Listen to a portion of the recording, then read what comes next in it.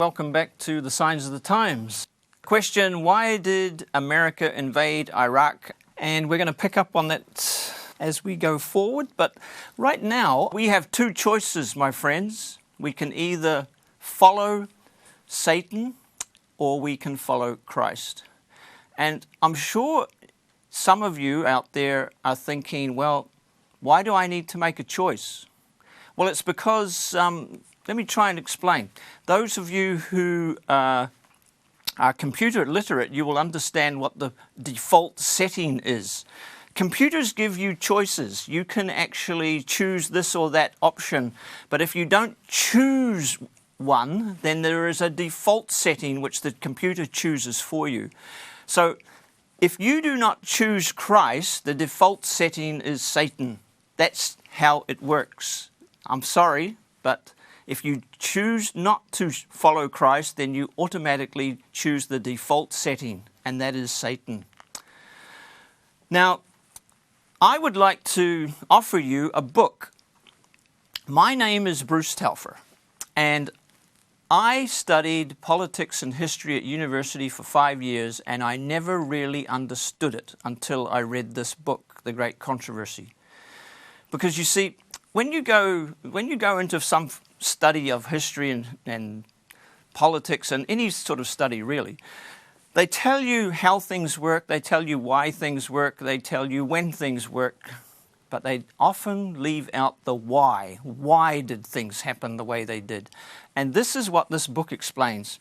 You don't need a university degree to understand it. It's a brilliant book. It gives you the background of the war in heaven, and it gives you the war on earth, which happened after that, and it gives you the final outcome, all based on Scripture.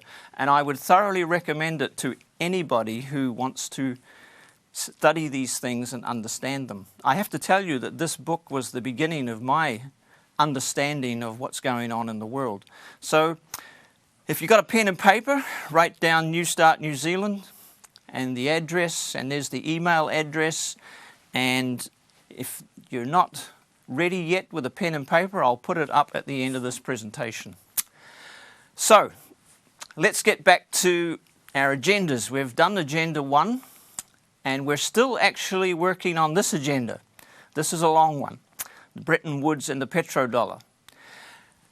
And this has a major connection with why did America invade Iraq after 9/11.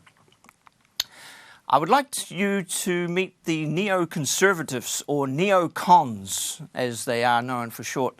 Now, many of you will recognize these people. Some of you will recognize Rumsfeld here. This is Dick Cheney, the vice president under Bush.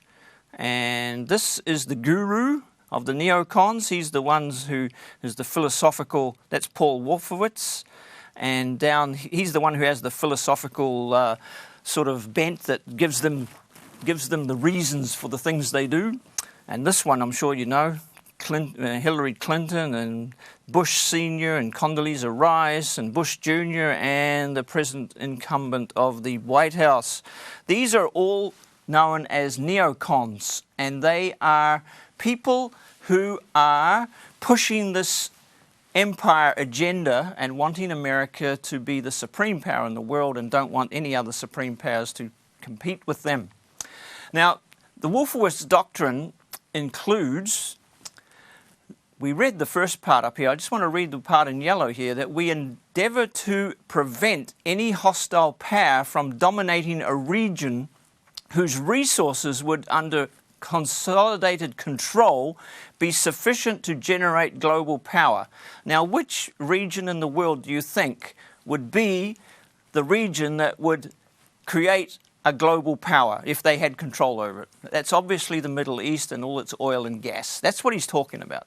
So that's why the Middle East is such a crucial region in this world at the moment and provides many of our signs of the times.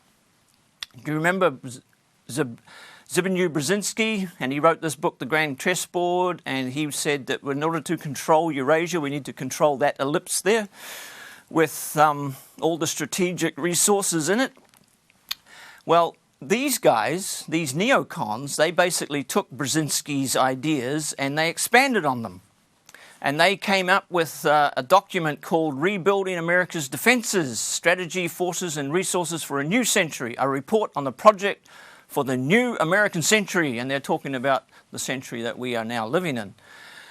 And one of the most crucial and interesting statements they make in this document is, let me show you, it starts here.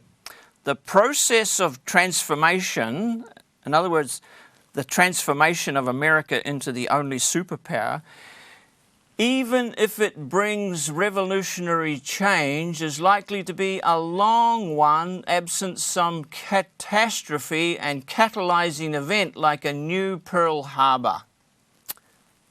So they're looking for a new Pearl Harbor. And if you want to actually read the statement in the actual document, here it is. I'll read it again. Further, the process of transformation, even if it brings revolutionary change, is likely to be a long one, absent some catastrophic and catalyzing event like a new Pearl Harbor. So what they're looking for is something like this. When America was shocked into World War II. Now, prior to this, the American people were anti-war. They did not want to have anything to do with the European powers. They wanted to stay out of World War II. But this is what enabled America to enter into the war. They were forced into it. Okay, so here we have the new Pearl Harbor. And this attack on the Twin Towers and elsewhere in America, the Pentagon, etc. This shocked America into the war on terror. So that's why we have a war on terror, because America is trying to counteract the forces of evil in the world. So, why did America blame Saddam Hussein and Iraq for 9/11? Because the interesting thing is that Iraq had nothing to do with 9/11. Nothing at all. But they used this new Pearl Harbor as the catalyzing event that they needed to propel America out into the world and really, really use the strength of the empire to impose its will upon the empire. Do you remember what Bush said? He said, if you're not with us, you are with the terrorists. So Iraq had nothing to do with 9/11, and even George Bush admitted to it, because he actually, in a press conference, states that Iraq had nothing to do with it. Let's listen to the words out of the horse's mouth. What did Iraq have to do with what? The attack on the World Trade Center. Nothing. What did Iraq have to do with what? The attack on the World Trade Center. Nothing. So, you see, even George Bush understood that Iraq had nothing to do with 9/11, but nevertheless, the US government keeps pushing this idea that Iraq did have something to do with it, and they've pushed it very, very strongly. And people who have analyzed the press statements and the publications at the time, this is what they report on what they found. We suggest that the principal reason that 3/4 of the American public supported the war was that the Bush administration successfully convinced them that a link existed between Saddam Hussein and terrorism generally, and between Saddam Hussein and Al-Qaeda specifically. Framing the war on Iraq in this way connected it intimately with 9/11. So how did they do that? Well, first they said, this is what Bush said, Al-Qaeda and Saddam are working together. He said that. It's reported by the New York Times. And Rumsfeld, he comes in and he says, yes, we have bulletproof evidence of links between Al-Qaeda and the government of President Hassan. And the New York Times says Iraq and Al-Qaeda are not obvious allies. In fact, they are natural enemies. So, whoops. Something's gone wrong here. The administration is actually saying, yes, they are working together. The New York Times comes out and says, no, they're not. They're actually natural enemies. And guess who's right? The New York Times is.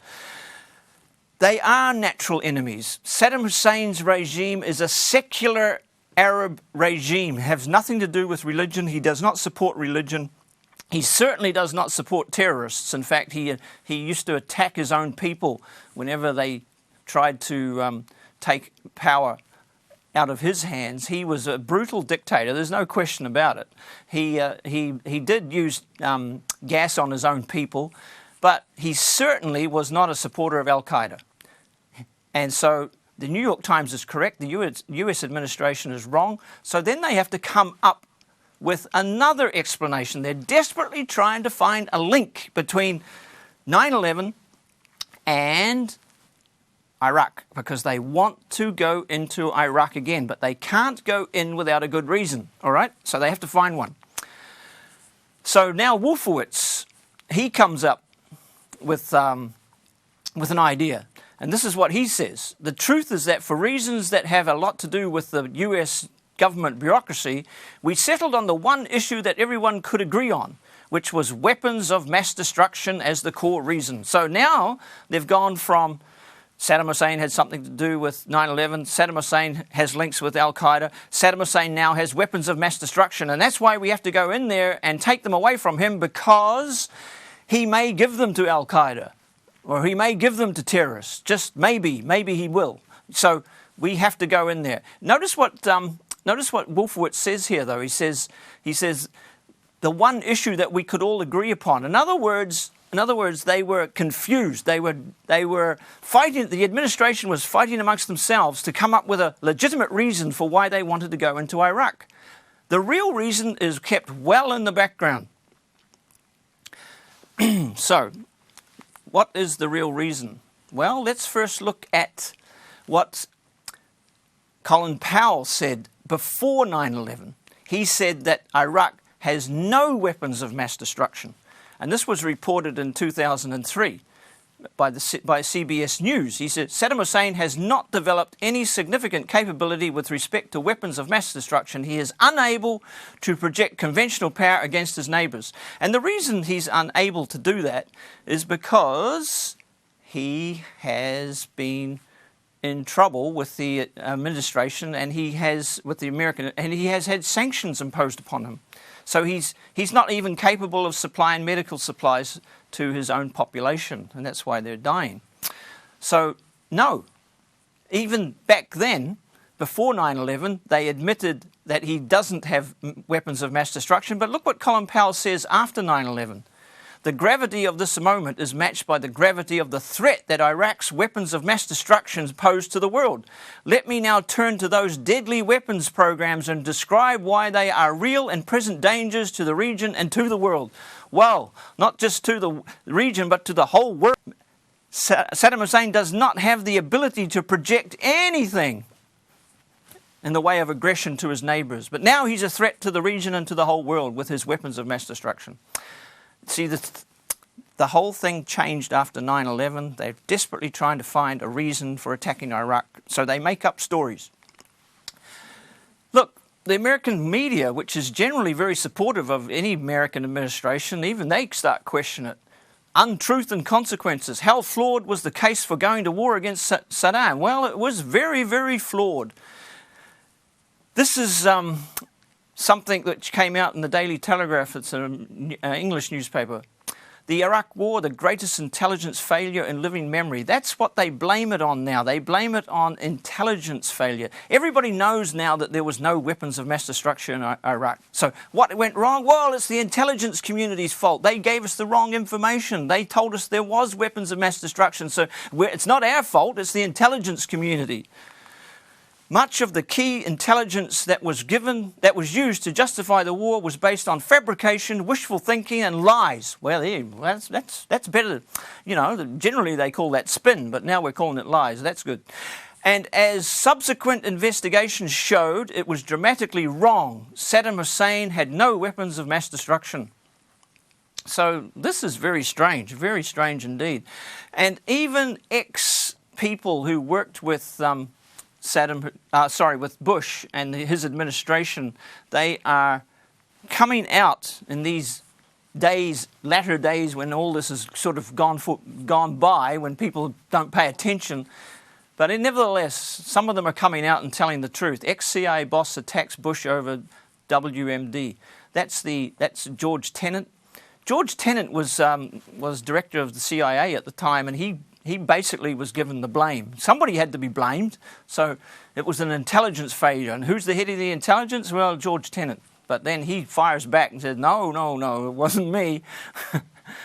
Ex-spokesman says Bush lied, and that's his press spokesman. Look, let me just read this first paragraph here. It says, George W. Bush's former press secretary stunned the White House yesterday with a scathing memoir that accused the president of deception in the run-up to the Iraq war.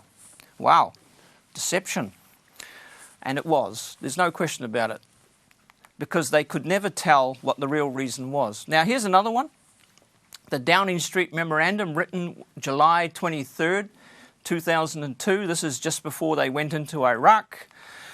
And it was a very classified document, secret and strictly KI only. Why do we know about it? Well, it was published on May the 1st, 2005 by the London Times. And there is a book written about it called The Secret Way to War. And you can see that this memo has cut the head off George Bush. Well, here we go. What is in this document? Well, it's reporting on the head of the M16 military intelligence, Dr. Sir Richard Dearlove. He was in Washington to consult with his counterparts over there, and he comes back, and this is what he reports. He says, military action was now seen as inevitable. Bush wanted to remove Saddam through military action justified by the conjunction of terrorism and weapons of mass destruction. And then he makes this very revealing statement. He says, but the intelligence and facts were being fixed around the policy. That's a sort of a polite way of saying we're gonna make stuff up. We're going to tell lies, and we're going to spin. We're going to take what intelligence is available, and we're going to change it and alter it so it suits what we want to do. And do you think the intelligence community was happy about that?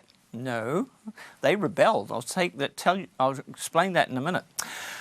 Well, this man, Philip Zelikow, he comes up and he says, well, the real reason is an unstated threat.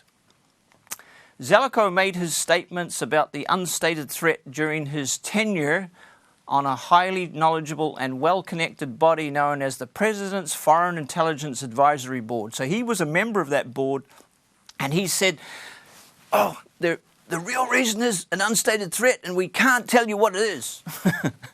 And this is the threat that dare not speak its name, because the Europeans don't care deeply about that threat, I will tell you frankly, and the American government doesn't want to lean too hard on it rhetorically because it is not a popular sell. So there you go. There's an unspoken threat that dare not speak its name. Nobody wants to tell you what it is, and the reason is because they cannot galvanize the American people to go to war if they told them what the real threat was. That's why it is unspoken, and we're not allowed to know. And I would like to remind you that this statement from a British historian which says no matter what political reasons are given for war, the underlying reason is always economic. And so what is this economic reason? Well, this man, Alan Greenspan, who used to be the head of the Federal Reserve, he lets a little bit out. He says, I am saddened that it is politically inconvenient to acknowledge that everyone knows the Iraq war is largely about oil. Yes, but he doesn't tell us what the unspoken threat is. By the way, he wrote that in his autobiography. Henry Kissinger once again agrees. He says oil is much too important a commodity to be left in the hands of the Arabs, but he doesn't tell us either what the real reason was. Now here comes the real reason. This is why they had to go to war against Saddam Hussein and Iraq for a second time. It was because Saddam started to sell Iraqi oil for euros. He was the first to buck the trend against the Petro-Dollar, and this was a huge threat to the empire because You see, if Saddam Hussein was able to get away with it, then other countries would too. That's why they had to stop him. And that's why they had to go into Iraq and take away. You see, even though there were sanctions on Iraq, the United Nations allowed Saddam to sell a certain amount of oil so that he could eventually buy the vital things that he needs to keep his country basically running. And he decided that he was going to sell that oil for euros. And he did. And he actually made a fortune out of doing it because the euro went up in value against the dollar. So, the dollar is the empire's Achilles heel. One of the dirty little secrets of today's international order is that the rest of the globe could topple the United States from its hegemonic status whenever they so choose, with a concerted abandonment of the dollar standard. This is America's preeminent, inescapable Achilles heel for now and the foreseeable future. And many countries are catching on to this. The Federal Reserve's greatest nightmare is that OPEC will switch its international transactions from a dollar standard to a euro standard.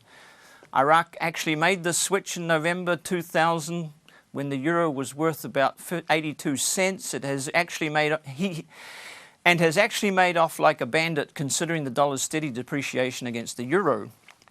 So here we have the same problem again. The dollar is under threat. And this is why I said to you before that America was the dollar, and the American dollar used to be supported and backed by gold, but now it's backed by oil. And any attack against this system is considered an attack against the national interests, not of America, but of the American empire. So that's why they had to go into Iraq and remove Saddam. So America invaded Iraq for imperial reasons to protect the US dollar. If anything put the final nail in Saddam Hussein's coffin, it was his move to start selling oil for euros. To avoid economical collapse, the Bush administration hastened to invade and to destroy Iraq under false excuses to make it an example to any country who may contemplate dropping the dollar, and to manipulate OPEC's decisions by controlling the second largest oil resource. Iraq oil sale was reverted back to the Petro-Dollar standard.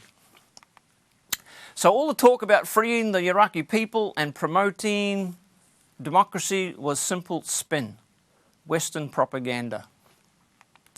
Now, I'm sure you all know who this man is.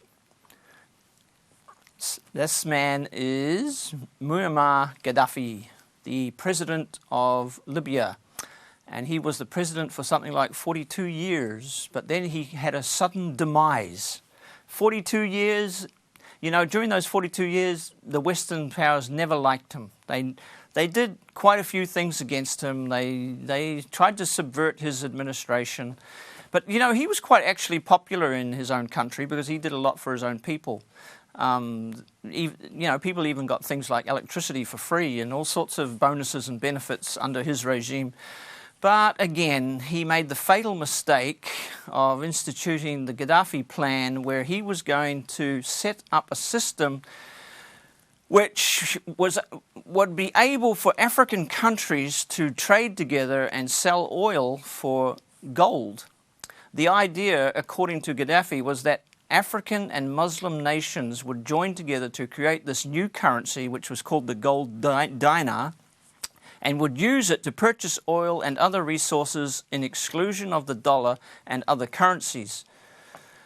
RT, which is Russian television, calls it an idea that would shift the economic balance of the world. It certainly would. But there may be another reason for the Libyan attacks that explain their timing. According to Russian Today, Gaddafi was planning to introduce a gold dinar, a single African currency made from gold, a true sharing of the wealth, and he was. And as we know, the recent history tells us that Gaddafi came to a sticky end. His golden oil plan was bombed away by coalition Libyan mission. So they also brought in a new doctrine to assist with the destruction of Libya, and that was the responsibility to protect.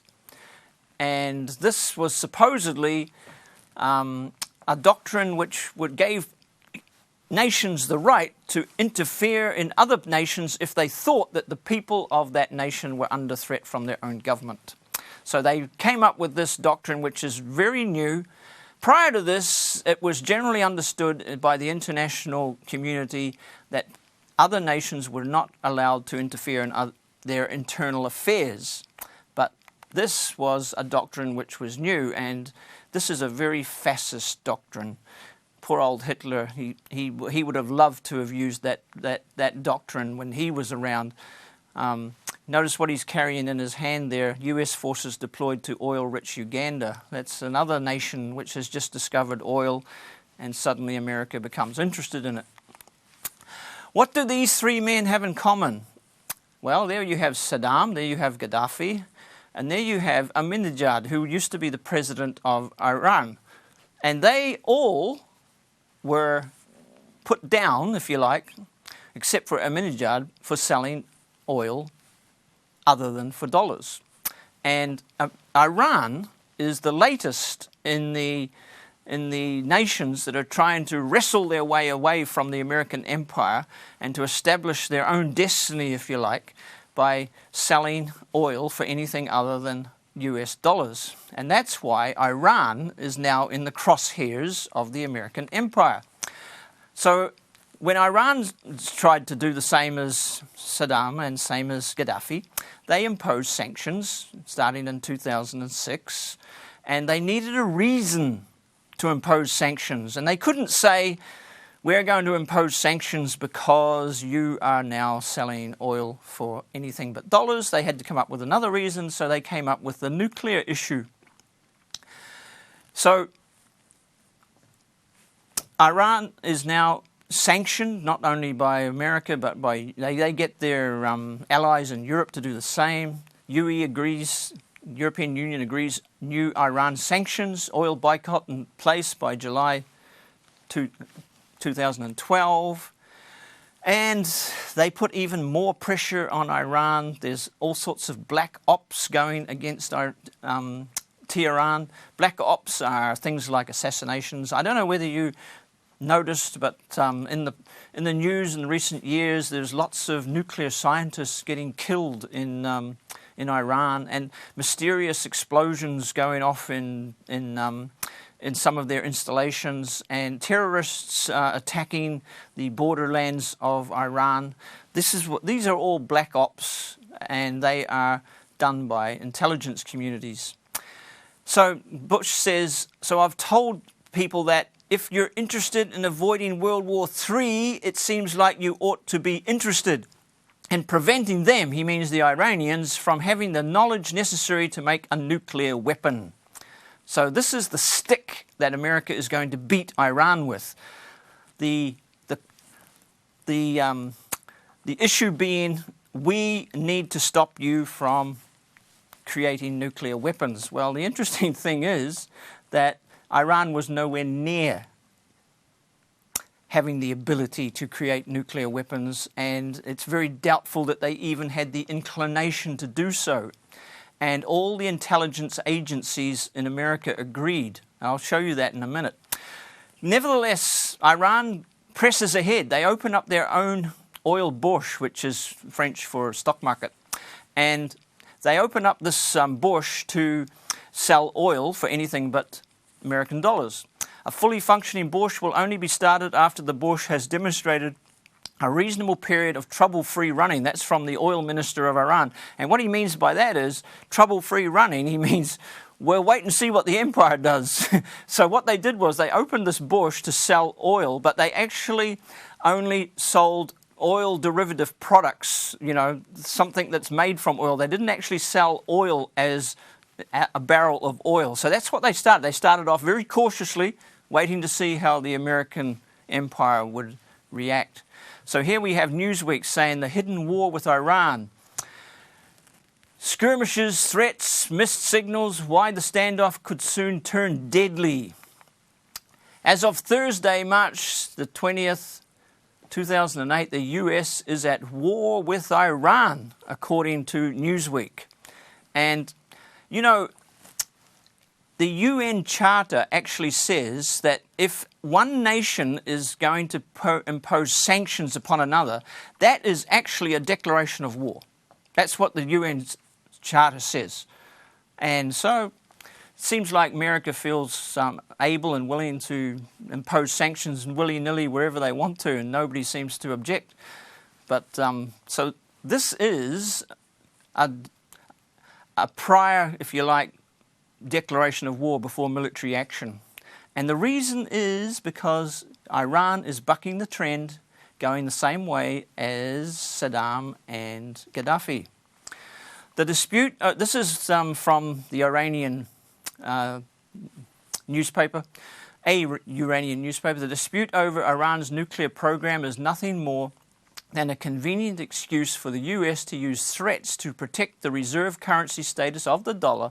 The newspaper, which calls itself the Voice of the Islamic Revolution, said, "Recall that Saddam Hussein announced Iraq would no longer accept dollars for oil purchases in November 2000, and the US Anglo invasion occurred in March 2003. The Times continued. Similarly, Iran opened its oil bush in 2008, so it is a credit to Iranian negotiating ability that the crisis has not come to a head long before now." One of the reasons why the crisis has not come to a head long before now is that Iran is a slightly different kettle of fish to Iraq and Iran. They're quite a powerful nation, and they're very, very dedicated. This is the Islamic Revolution country, and they're all dedicated to what they do, and they're armed to the teeth. So America has to tread cautiously. So that's why they go through Syria first. The road to Iran goes through Syria. And the reason why the Syrian conflict started is because Syria is an ally of Iran. So before you take on Iran, you destroy Syria, because Syria and Iran have a mutual defense agreement. They come to each other's assistance when they're in trouble. And so what America is doing is they're trying to isolate Iran. They're trying to push Russia and China away from Iran as well. Create divisions between them so that nobody is willing to come to Iran's aid when push comes to shove and things really start exploding. So what we're witnessing at the moment, one of the signs of the times, is the terrible strife that's going on in Syria, and that is definitely related to what's going on between America and Iran. So the Syrian people are really suffering, but that doesn't stop Iran from keeping on with its dollar attack.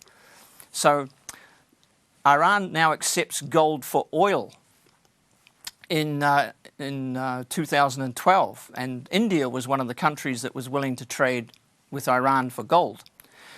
Iran presses ahead with dollar attack. Last week, the Tehran Times noted that the Iranian oil bush will start trading oil in currencies other than the dollar from March 20th. This long-planned move is part of President Mahmoud Ahmadinejad's vision of economic war with the West. So here you go. You know, most wars start first with economic issues, and this is exactly why. Remember how we started our first program with all the world's leaders saying that we're on the precipice of World War III? Well, this is why.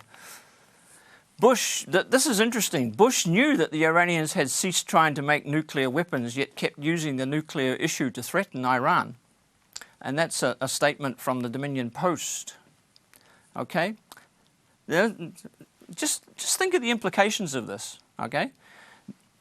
The American administration knew that Iran did not have the ability or means to, or even the inclination to create nuclear weapons, but they kept using that as an excuse to attack Iran. So, why did they know? How did they know? Well, let's read what it says here. For months, Mr. Bush has called Iran a threat, and in October raised the spectre of World War III if it acquired a nuclear weapon. A new intelligence estimate This is an American intelligence estimate. This week said Iran had stopped its nuclear weapons program in 2003, raising questions about whether Mr. Bush was aware of that when he stepped up his rhetoric against Tehran. Here you have all the intelligence agencies that exist in America. There are 16 of them altogether. Now, these intelligence agencies have been copying the blame for all the intelligence failures that supposedly took place to allow America to mistakenly attack Iraq. So they are now very upset. They've copped the blame for deliberate deception, and they're not happy. So they actually now rebel against the American administration. Look, now they tell us, see, he's got his pockets open, no nuclear weapons. Look what it says on this Time magazine. A new intelligence report says Iran has halted its nuclear weapons program. What that revelation tells us about our spy network, the White House and the battle between them. And this is what is in the story. In the Time magazine. The moment seemed certainly historic. This was quite possibly the most assertive and rebellious act in the history of the US intelligence community. You see, you've got to understand that not everybody supports the American empire. There are people in America themselves who see what is happening, who see what's happening to their own country, and they're actually fighting against it. And this is one of the acts that took place. The whole intelligence community basically yanked the chain out from underneath the Bush administration, and the Americans had to back off from their plans to attack Iran. So that's why we see in the New Zealand Herald World War III on hold for the moment, because the justification for World War III, for attacking Iran, was just taken away from the American administration. So we came close back then, but we're certainly not finished with the problems that exist out there and the agendas that are going on, where the nations are pressing against one another, and the one that is applying the most pressure is the American empire. So we're going to look next time at the prophetic connection. We've finished at the moment for what's going on in the world around us. We're going to delve into that a little bit more, but we need to now talk about Bible prophecy and how these things that we are seeing around us in the world have been portrayed in Scripture. And I think you'll find that very, very fascinating. But before we go, I still want to remind you, and I'm going to remind you every time, that God is in control. These things can be a little frightening. The concept of World War III can be a little frightening for a lot of people, but I just want to remind you, God is in control. Look what he says here. Many are the afflictions of the righteous, but the Lord delivereth him out of them all. So place your commitment with Christ. Get onto God's side, join the kingdom, and God will assist you when these things come upon us.